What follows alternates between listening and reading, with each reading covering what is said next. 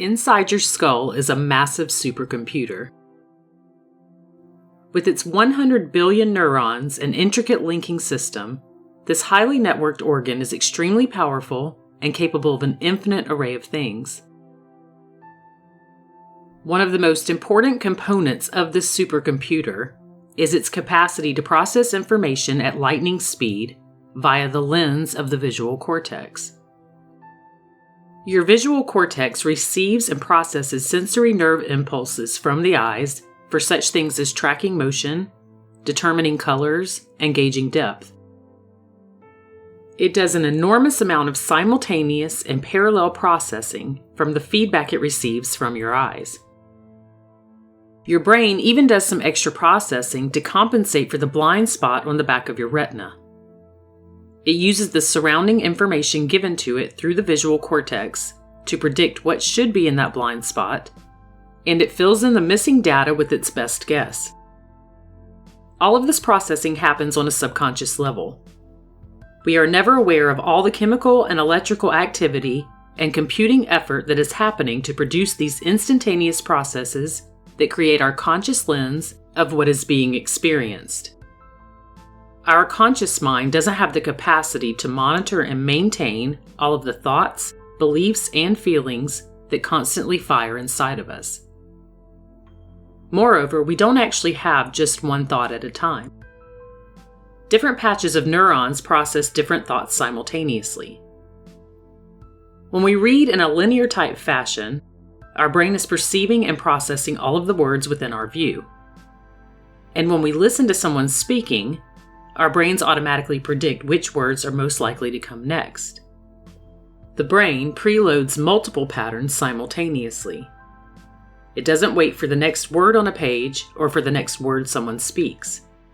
It processes meaning and makes predictions well before things happen.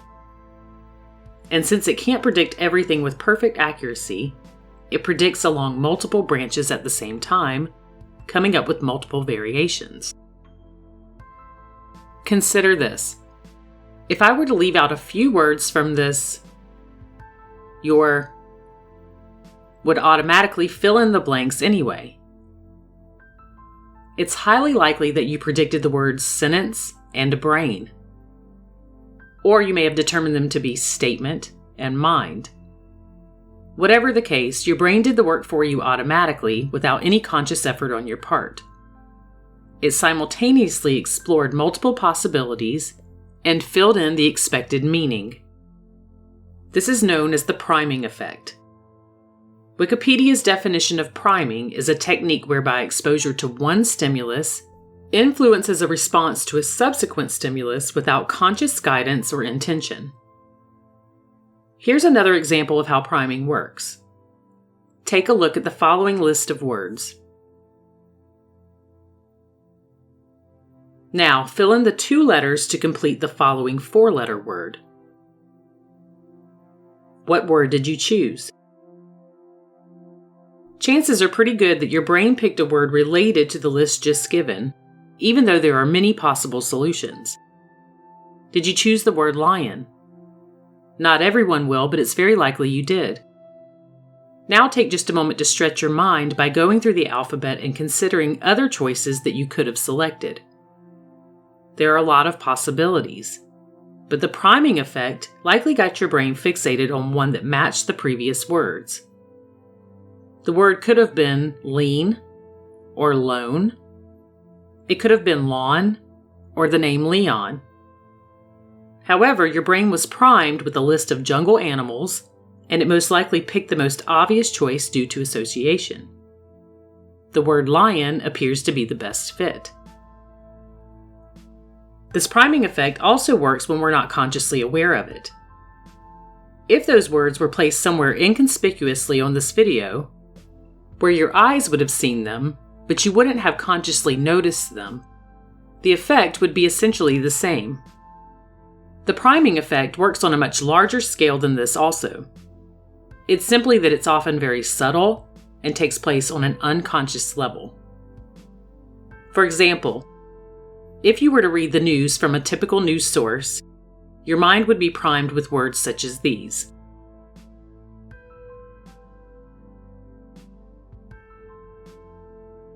All of these words were found in a search through today's news that took less than 3 minutes. And what's the priming effect of words such as these? What types of thoughts, feelings, or ideas are being preloaded because they're related to them? This gives us reason to feel there is danger. They produce fear.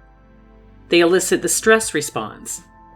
They teach us to play it safe and protect ourselves from risk, and tell us that we can't afford to make any mistakes in our daily lives. If we then checked our social media, we might get the priming effect of drama, distraction, wasting time, or feeling unimportant. Checking our email might prime us for the feeling of being overwhelmed, disorganized, or frustrated. We might see an advertisement that primes us for the feeling of being broken, low quality, or ugly. It could even be our own personal environment that primes us for the feeling of wishing for better and not getting it, or feeling unappreciated. This information is not given to you as a means to offer negativity, but rather as a way to show you how the priming effect works on a daily basis when we're not being consciously aware of it, and to give you new information to prime yourself in a positive way. Your brain is always bouncing around between linked associations, and the lesson here is that what may be seemingly subtle has a great impact on us and what we create in our lives.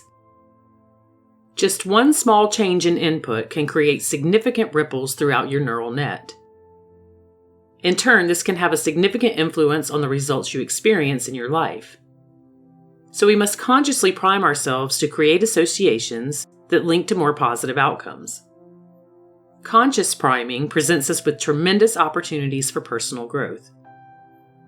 By exerting some control over our priming influences, which may involve just a few small changes that we can make in a minute or two, we can create a permanent and lasting improvement in many areas of our lives. By offering our brain even slightly different input on a subconscious level, we can enjoy truly remarkable benefits where results are concerned. It's also very easy to implement.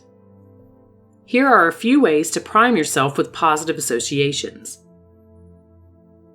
When you wake up in the morning before getting out of bed, take a few moments to think of 2 or 3 things that you are proud to have achieved in your lifetime.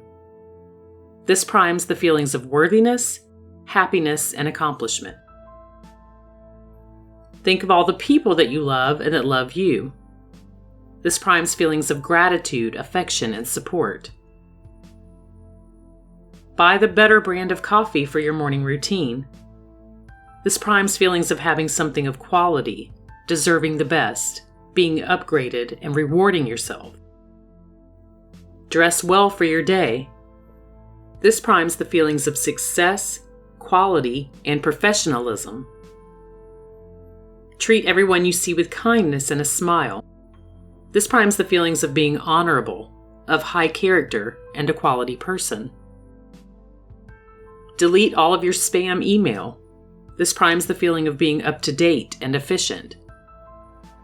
Just before you go to sleep, think of all the things that you did that were successful throughout your day. This primes the feeling of confidence, creativity, and value. These are just a few examples. Another great way to use the priming effect to your advantage is by using sticky notes or a whiteboard to place some written words that associate with feelings you'd like to access throughout your day. Put these words somewhere inconspicuous in the place where you spend most of your time. For example, you might just jot them down in the upper right-hand corner of your whiteboard. You might pay little attention to these consciously, but just having them in your field of view will have a priming effect on your brain. Here are a few examples of words you might use.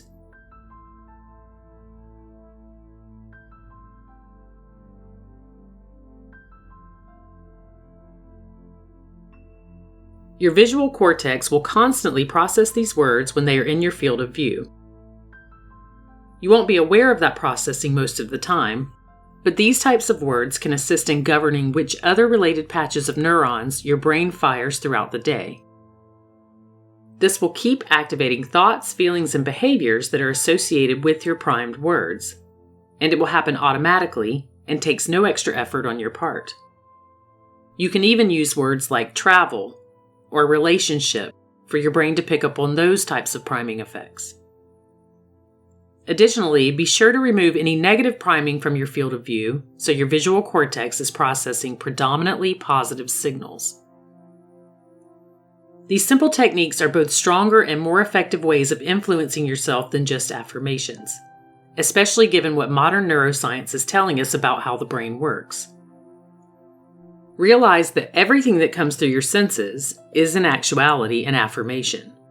Your brain is processing input all day long, and all of that other input is no less important than your own self-talk. If people knew how to use this, it would literally change their lives.